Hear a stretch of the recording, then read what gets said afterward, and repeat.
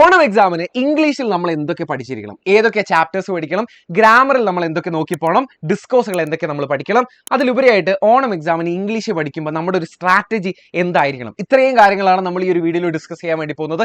വളരെ പ്രധാനപ്പെട്ട വീഡിയോ ആണ്. പറയാനുള്ള കാരണമല്ലേ, നമ്മൾ ഈ എന്ത് പഠിക്കണം, എങ്ങനെ പഠിക്കണം, എവിടെ നിന്ന് തുടങ്ങണം എന്ന് അറിയാത്തത് കൊണ്ടല്ലേ നമ്മൾ ഇങ്ങനെ പരക്കം പോയി അവിടെ നിന്നും ഇവിടെ നിന്നും അവരോടും ഇവരോടൊക്കെ ചോദിച്ചിട്ടും നമ്മൾ പല വെബ്സൈറ്റുകളും പല യൂട്യൂബ് ചാനലുകളും കയറി നിറങ്ങി നമ്മൾ ഇങ്ങനെ പരക്കം പായും. ആ പരക്കം പാച്ചിൽ ഞാൻ ഒഴിവാക്കി തരാം. നമ്മൾ കംപ്ലീറ്റ് കാര്യങ്ങൾ ഡിസ്കസ് ചെയ്യാൻ വേണ്ടി പോയി. ഏതൊക്കെ ചാപ്റ്ററുകളാണ്, എന്തൊക്കെ ഗ്രാമറുകളാണ്, എന്തൊക്കെ ഡിസ്കോസുകളാണ്, ഏതൊക്കെ ഇമ്പോർട്ടൻ്റ് ആയിട്ടുള്ള ക്വസ്റ്റ്യൻസ് ഏതൊക്കെയാണ്, കംപ്ലീറ്റ് നമ്മൾ ഡിസ്കസ് ചെയ്യാൻ വേണ്ടി പോകണം. ഒന്നാമതായിട്ടല്ലേ നമ്മുടെ ടെക്സ്റ്റ് ബുക്കിനകത്ത് തന്നെ ചാപ്റ്റേഴ്സിന്റെ ഒരു കോണ്ടന്റ് പേജ് നിങ്ങൾക്ക് കാണാൻ വേണ്ടി പറ്റും. ഇപ്രാവശ്യത്തെ ഓണം എക്സാമിന്റെ സ്കീം ഓഫ് വർക്ക് പ്രകാരം നമുക്കൊരു 7 ചാപ്റ്ററുകളാണ് പ്രധാനമായിട്ട് പഠിക്കാനുള്ളത്. പ്രധാനമായിട്ടുള്ള ആകെ ഇത്രയേ ഉള്ളൂ, 7 ചാപ്റ്ററേ ഉള്ളൂ. അതിൽ ഒന്നാമത്തെ ചാപ്റ്റർ എന്ന് പറയുന്നത് 3 L's ഓഫ് എംപവർമെന്റ് എന്ന് പറഞ്ഞുള്ള ഒരു സ്പീച്ചാണ്. രണ്ടാമത്തെ വീഡിയോ എനി വുമൻ എന്ന് പറഞ്ഞുള്ള ഒരു പോയമാണ്. മാച്ച് ബോക്സ് എന്ന് പറയുന്ന ഒരു സ്റ്റോറിയാണ് മൂന്നാമതായിട്ട്. ഹൊറിഗല്ലു എന്ന് പറയുന്ന ഒരു അനക്ഡോട്ട് പഠിക്കാനുണ്ട്. പിന്നെ രണ്ടാമത്തെ യൂണിറ്റിലേക്ക് വരുമ്പോൾ ഇവിടെ 3 ചാപ്റ്ററുകളാണ് നമുക്ക് പഠിക്കാൻ. മെൻഡിങ് വാൾ എഗെയിൻ ഒരു പോയമാണ് പഠിക്കാൻ. അമീഗോ ബ്രദേഴ്സ് എന്ന് പറയുന്ന ഒരു സ്റ്റോറി ഉണ്ട്.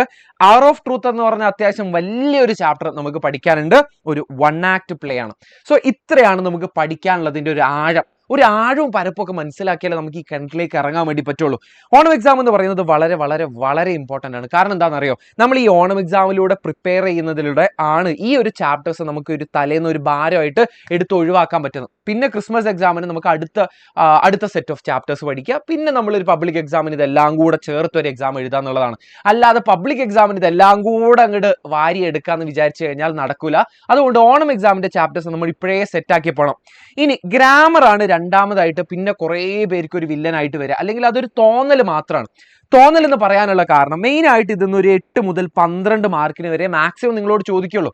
അപ്പോൾ ബാക്കി വരുന്ന മാർക്കൊക്കെ ഏറ്റവും കൂടുതൽ കോൺസെൻട്രേറ്റ് ചെയ്തിരിക്കുന്നത് ഡിസ്കോസ് ക്വസ്റ്റ്യൻസ് എന്നാണ്, അല്ലെങ്കിൽ ചാപ്റ്റർ എന്നാണ് ഏറ്റവും കൂടുതൽ മാർക്ക് കോൺസെൻട്രേറ്റ് ചെയ്തിരിക്കുന്നത്. ബാക്കി ഒരു 8 മുതൽ 12 മാർക്കിന് വരെ നിങ്ങളോട് എന്ത് ചോദിക്കുള്ളൂ? ഗ്രാമർ ചോദിക്കുള്ളൂ. അപ്പോൾ ഗ്രാമർ മെയിൻ ആയിട്ട് എല്ലാ പ്രാവശ്യവും ചോദിക്കുന്ന ഒരു സാധനമാണ് റിപ്പോർട്ടഡ് സ്പീച്ച് എന്ന് പറയുന്നത്. ഇപ്രാവശ്യം ചോദിക്കും, എന്തായാലും ചോദിക്കും.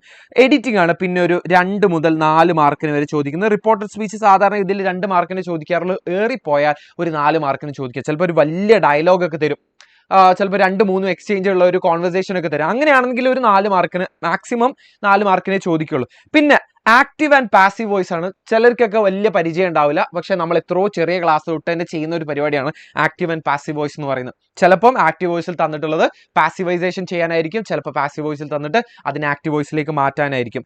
ഹാഡ് ബെറ്റർ, സജഷൻ, അഡ്വൈസ്, ഇതാണ് വേറൊരു ടൈപ്പ് ഓഫ് ക്വസ്റ്റ്യൻസ്. നിങ്ങൾക്ക് ഇങ്ങനെ ചെയ്യുന്നതായിരിക്കും നല്ലത്, അങ്ങനെ ചെയ്യുന്നതായിരിക്കും നല്ലത് എന്നൊക്കെ പറഞ്ഞിട്ട് നമ്മൾ ഉപദേശിക്കുന്നതിന്റെ ഗ്രാമർ ചോദിക്കും. പിന്നെ ടെൻസസുകൾ വേറൊരു ടൈപ്പ് ഓഫ് ക്വസ്റ്റ്യൻസാണ്.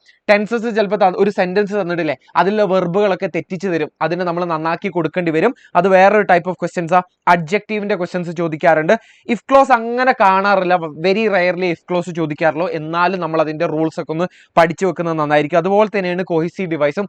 11th നമ്മളോട് ചോദിക്കാറുണ്ടായിരുന്നു. 12th അങ്ങനെ കാണാറില്ല, പക്ഷെ ഇത് നമുക്ക് ഒഴിവാക്കാനും പറ്റില്ല. എല്ലാം കൂടെ പഠിച്ചു പോകണമെന്നുണ്ടെങ്കിൽ, അല്ലെങ്കിൽ ഈ ഒരു 12 മാർക്ക് എന്തായാലും വേണം, ഒരു മാർക്ക് നമുക്ക് കളയാൻ ഉദ്ദേശമില്ല എന്നാണെന്നുണ്ടെങ്കിൽ അല്ലേ, എന്നാണ് നിങ്ങളുടെ മൈൻഡ് എന്നുണ്ടെങ്കിൽ ഈ 8 ഗ്രാമർ പോർഷൻ നമ്മൾ ക്ലിയർ ആക്കി സെറ്റാക്കി പോകേണ്ടി വരും. പിന്നെ ഡിസ്കോസുകൾ എന്ന് പറയുമ്പോൾ ഞാനിപ്പോൾ പറഞ്ഞ് ഇതെല്ലാം കൂടെ വായിച്ചു കഴിഞ്ഞാൽ ഏകദേശം നമ്മുടെ ഈ ഒരു വീഡിയോയുടെ ലെങ്ത് കൂടിപ്പോവും. അത്രയും ഡിസ്കോസുകൾ നമുക്ക് പഠിക്കാനുണ്ട്. ഏകദേശം 19ഓളം ഡിസ്കോസുകൾ പഠിക്കാനുണ്ട്. ഇത് അത്രയും വളരെ പ്രധാനപ്പെട്ട ഡിസ്കോസുകളാണ്. സോ ഇത്രയാണ് നമുക്ക് പഠിക്കാനുള്ളതിൻ്റെ ഒരു കോണ്ടന്റ്, അല്ലെങ്കിൽ ഇതിനാണ് നമുക്ക് മൊത്തത്തിൽ ഈ ഒരു കിണറിന്റെ ആഴം എന്ന് പറയുന്നത്. കിണറിന്റെ ആഴം അറിഞ്ഞ സ്ഥിതിക്ക് നമ്മൾ എങ്ങനെയാണ് പഠിക്കേണ്ടത് എന്നുള്ളതിന്റെ ഒരു സ്ട്രാറ്റജി ഞാൻ പറഞ്ഞുതരാം. ഒന്നാമതായിട്ടില്ലേ, ഒരു ചാപ്റ്ററിന് നമുക്ക് ആവശ്യത്തിനുള്ളത് മാത്രം എടുത്താൽ മതി. കുറേ പേർക്ക് ഒരു ഓവർ കോൺഫിഡൻസ് ഉണ്ടാവും. എന്തായത് ഇതുവരെ നമ്മളൊന്നും നോക്കിയിട്ടില്ല, പക്ഷെ ഇംഗ്ലീഷ് അല്ലേ, അത് നമുക്ക് ടെക്സ്റ്റ് ബുക്ക് നോക്കി പഠിക്കാന്നുള്ള ഒരു മൈൻഡിലായിരിക്കും ചിലപ്പോൾ നിങ്ങൾ ഉണ്ടാവുക. പക്ഷെ നമ്മൾ ക്ലാസ്സിൽ ചിലപ്പോൾ അത്രയും ശ്രദ്ധിച്ചിരിക്കാത്തതുകൊണ്ട് ടെക്സ്റ്റ് ബുക്കിന്റെ എവിടെയൊക്കെയാണ് എങ്ങനെയൊക്കെയാണ് പഠിക്കേണ്ടത് എന്നുള്ളതിന്റെ ഒരു ധാരണ നിങ്ങൾക്ക് കുറവുണ്ടാവും. അതുകൊണ്ട് തന്നെ ഒരു ചാപ്റ്ററിന്റെ ഏറ്റവും ചുരുങ്ങിയ സാധനം മതി. ഒരു ആറ്റിക്കുറിക്കിയ സമ്മറിയാണ് നമുക്ക് വേണ്ടത്. വളരെ കണ്ടൻസ് ചെയ്തിട്ടുള്ള സമ്മറിയാണ് നമുക്ക് വേണ്ടത്. അതല്ലാതെ ടെക്സ്റ്റ് ബുക്ക് നമ്മൾ ഇങ്ങനെ ഇരുന്ന് അത് മൊത്തമായിട്ട് ഇങ്ങനെ വായിച്ചു നോക്കി അത് കാണാതെ പഠിച്ചു പോവാന്നുള്ള മൈൻഡ് ആണെന്നുണ്ടെങ്കിൽ മുങ്ങിപ്പോവും. അതുകൊണ്ട് തന്നെ ഏറ്റവും ചുരുങ്ങിയ വാക്കുകളിൽ പറയുന്ന ക്യാപ്സുകൾ, അതായിരിക്കും നമുക്ക് ഓർത്ത് വെക്കാനും എളുപ്പം, നമുക്ക് എഴുതാനും പോയിന്റുകളാക്കി എഴുതാനും അതായിരിക്കും എളുപ്പം. പിന്നെ എല്ലാ ചാപ്റ്ററിനും നമുക്ക് കുറച്ച് കീ നോട്ട്സ് വേണം. അതിലുള്ള കുറച്ച് നല്ല വേർഡ്സുകളും പ്രധാനപ്പെട്ട കാര്യങ്ങൾ ഉൾക്കൊള്ളിച്ചിട്ടുള്ള ഒരു കീ നോട്ടുകൾ വരണം. ഇതാണ് നമ്മൾ ഇനി വരാൻ പോകുന്ന ലൈവുകളിലും നമ്മുടെ എക്സാം ലൈവിലും ഒക്കെ മെയിനായിട്ട് ഫോക്കസ് ചെയ്യുന്ന കാര്യം. ഇനി പോയിംസ് പഠിക്കുന്ന സമയത്തില്ലേ അതിന്റെ ലൈൻ ബൈ ലൈൻ മീനിങ് നിങ്ങൾ അറിഞ്ഞിരിക്കണം. കാരണം ഈ ലൈൻ ബൈ ലൈൻ മീനിങ് വെച്ചിട്ടായിരിക്കും ചില വൺ വേർഡ് ക്വസ്റ്റ്യൻസ് നിങ്ങളോട് ചോദിക്കുക. ഈ വേർഡിന്റെ അർത്ഥം എന്താണെന്ന് ചോദിക്കും, ഈ വരിയുടെ അർത്ഥം എന്താണെന്ന് ചോദിക്കും, ചിലപ്പോൾ അതിലുള്ള പോയറ്റിക് ഡിവൈസുകൾ എന്താണെന്നുള്ള ചോദിക്കും. പക്ഷെ അതൊന്നും അല്ല പ്രശ്നം. മെയിൻ പ്രശ്നം എന്ന് പറയുന്നത് 8 മാർക്കിന് നമ്മളോട് ചോദിക്കാൻ വേണ്ടി പോകുന്ന പോയം കമ്പാരിസൺ ആയിരിക്കും. നിങ്ങൾക്ക് ഓൾറെഡി അറിയാലോ, നമ്മൾ 10th കഴിഞ്ഞ് 11th എത്തിയപ്പോൾ പോയം അപ്രിസിയേഷൻ ചെറിയൊരു മാറ്റം വന്നിട്ടുണ്ടായിരുന്നു. ആ മാറ്റം എന്തായിരുന്നു? നമുക്ക് പരിചയമില്ലാത്തൊരു പോയായിരുന്നു 11th ചോദിച്ചത്. 12th വരുമ്പോൾ ഒന്നും കൂടെ കടുകട്ടിയാവും. അതെന്താന്ന് വെച്ചാൽ നമുക്ക് അറിയുന്ന ഒരു പോയും അറിയാത്ത ഒരു പോയുമായിട്ട് കമ്പയർ ചെയ്യാനായിരിക്കും ഇപ്രാവശ്യം നമ്മളോട് ചോദിക്കുക. എനി വുമനോ മെൻഡിങ് വോളെന്നോ ആയിരിക്കും നമ്മളോട് ഈ ഒരു ചോദ്യം ചോദിക്കുക. 8 മാർക്കിന്റെ ഏറ്റവും അവസാനത്തെ ചോദ്യമായിരിക്കും, ഒരു വലിയ ചോദ്യമായിരിക്കും. അതുകൊണ്ട് തന്നെ പോയത്തിൽ നിന്ന് നിങ്ങൾ മെയിനായിട്ട് ഫോക്കസ് ചെയ്യേണ്ട കാര്യമാണ് എങ്ങനെയാണ് പോയം കമ്പാരിസൺ എഴുതേണ്ടത്, അതിൻ്റെ ഒരു ടെംപ്ലേറ്റ് എന്താണ്, അതിൻ്റെ ഒരു ഏകദേശ മോഡലുകൾ എന്താണ് എന്നുള്ളത് നമ്മൾ നോക്കി പോകണം. പിന്നെ ഡിസ്കോസുകൾ പഠിക്കുന്ന സമയത്തല്ലേ എല്ലാ ഡിസ്കോസുകളുടെയും ഫോർമാറ്റ് പഠിക്കുക. ചുരുങ്ങിയത് ഒരു 5 മിനിറ്റ് എടുക്കുള്ളൂ ഒരു ഡിസ്കോസിന്റെ ഫോർമാറ്റ് പഠിക്കുന്നത്. വളരെ സിമ്പിളാണ്.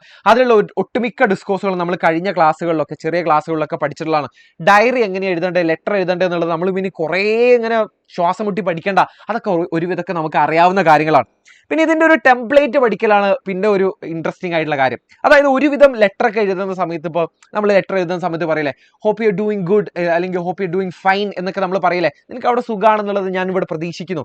അങ്ങനത്തെ ചില പൊടിക്കൈകളൊക്കെ നമ്മൾ ഓൾറെഡി സെറ്റാക്കി പോയാലല്ലേ പിന്നെ അതിൽ നമ്മൾ നമ്മുടെ ചാപ്റ്ററിന്റെ കാര്യങ്ങളൊക്കെ ഇങ്ങനെ പുട്ടിൽ തേങ്ങ ഇടുന്ന പോലെ കുറച്ചങ്ങോട്ട് ഫില്ല് ചെയ്ത് കൊടുത്താൽ മതി. അപ്പോൾ അതിന്റെ ടെംപ്ലേറ്റുകൾ ഞാൻ കൊണ്ടുതരാം, അത് നമുക്ക് സെറ്റാക്കിയിട്ട് പോകാം. പിന്നെ ബാക്കി നിങ്ങൾ നിങ്ങളേതായ രീതിയിൽ നിങ്ങളുടേതായ ഭാഷയിൽ നിങ്ങൾ ആ ചോദ്യങ്ങളെ അറ്റംപ്റ്റ് ചെയ്തില്ലെങ്കിലേ അല്ലെങ്കിൽ പ്രാക്ടീസ് ചെയ്തില്ലെങ്കിലേ ഒരു കാര്യം ഉണ്ടാവില്ല. അൾട്ടിമേറ്റ്ലി എനിക്ക് ഇത്രേ പറയാനുള്ളൂ. ഇംഗ്ലീഷ് എക്സാം എന്ന് പറയുന്നത് എഴുതി തഴക്കം വരേണ്ട ഒരു എക്സാമാണ്, അല്ലെങ്കിൽ റൈറ്റിംഗ് പ്രാക്ടീസ് ഡിമാൻഡ് ചെയ്യുന്ന ഒരു എക്സാമാണ്. അതുകൊണ്ട് തന്നെ എഴുതി തന്നെ ആയിരിക്കണം നമ്മൾ പ്രാക്ടീസ് ചെയ്യേണ്ടത്.